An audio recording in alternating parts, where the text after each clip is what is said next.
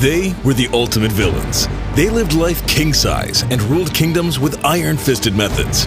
They made more money than is imaginable and spent it on decadent luxuries and glittering parties. Their cruelty is legendary. Everyone, from judges, policemen, to senators and presidents, were in their pockets. They knew that real power lay with them and were not afraid to use it. Their lives are the stuff movies are made of. In this video, we've listed 10 of the most powerful gangsters of all time. Here we go. Number 10. Frank Lucas. Frank Lucas capitalized off the heroin trade in the 1960s and 1970s by using an East Asian connection during the Vietnam War, cutting off the Italian mafia who controlled the trade in his Harlem at the time. Lucas, originally from North Carolina, employed members of his family to take over the heroin trade in New York and New Jersey. Lucas would claim to have sold $1 million worth of heroin a day in his prime and claimed to have a net worth of over $52 million on top of a large supply of liquid assets, namely heroin. Number 9. Griselda Blanco. Griselda Blanco, also known as the Black Widow or the Cocaine Queen of Miami, was a drug lord for the Colombian Medellin cartel. She controlled the cocaine trade through violence and intimidation, making $80 million a month during the 1970s and 80s. Reports claim that at her peak, Griselda Blanco had more than $500 million.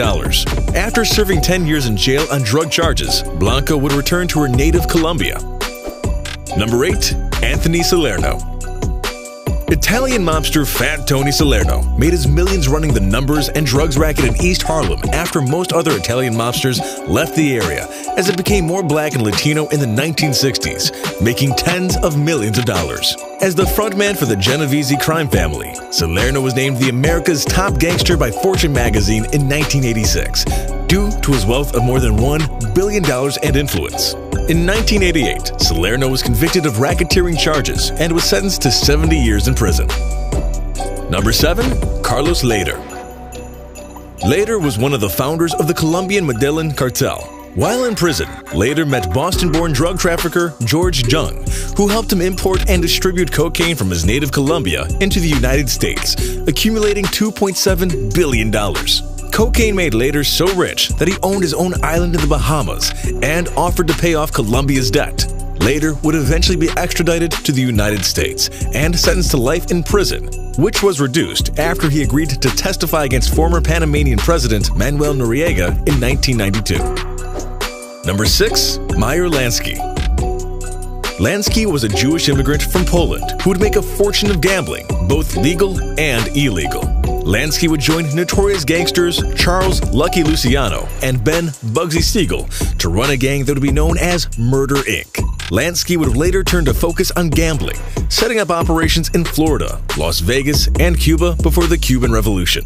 In 1982, Forbes would name him as one of the 400 richest people in America.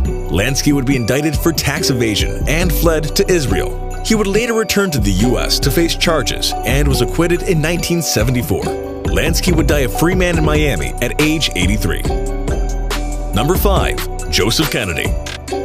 Joseph Kennedy is the patriarch of one of America's most powerful and prestigious families. One of his sons became president, another district attorney, and presidential candidate, and another a senator. At his peak, Kennedy was one of the richest men in America. But, as the saying goes, behind every great fortune, there is a great crime. Kennedy was already in the liquor business before Prohibition, but according to several books and gangsters, became a bootlegger with ties to the New York and Chicago underworlds after liquor was made illegal. After Prohibition ended, Kennedy made a fortune off selling legitimate liquor as well as through Hollywood and the stock market. Kennedy was named one of the 20 richest people in America in 1954 by Fortune magazine and had a net worth of more than $300 million, which would be in the high billions today.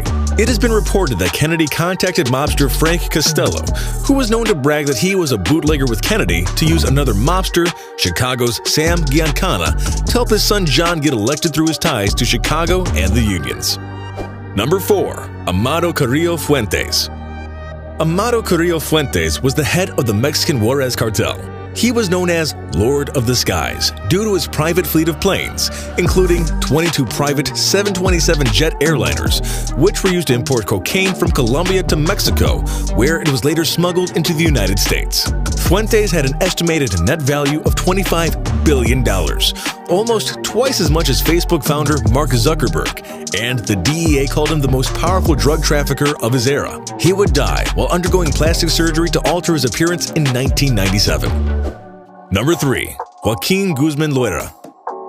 El Chapo is one of Mexico's most powerful drug lords. He is the head of the Sinaloa cartel, which smuggles in billions of dollars from Colombia through Mexico and into the United States. Guzman became rich enough to make Forbes' list of 1,000 wealthiest people in the world, as well as their top 60 most powerful people in the world, with a net worth of over $5 billion. Guzman was jailed in 1993, but escaped from prison in 2001, and is currently number 1 on the FBI's most wanted list, with a $5 million reward for his capture. Number 2. Al Capone. Al Capone is perhaps the most powerful gangster of all time, and also one of the richest.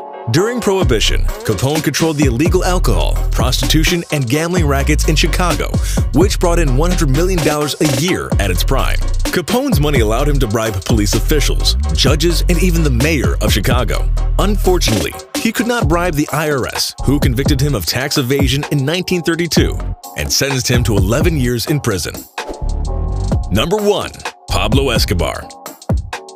Escobar is perhaps the most powerful drug lord of the modern era. He ran the Medellin cartel, which imported billions of dollars of cocaine into the United States. Pablo's money brought him great power, as he was able to bribe officials or have them killed if they wouldn't take his bribes. Forbes magazine named Escobar the 7th richest man in the world, with a net worth of $25 billion. In 1993, Escobar was killed by Colombian forces with U.S. assistance after he escaped from a Colombian prison. That concludes our video of the 10 most powerful gangsters of all time. Let us know another one that should have been on this list. And if you liked this video, then subscribe and turn on notifications so you'll be the first to know when a new video comes out. Thanks for watching, and we'll see you next time.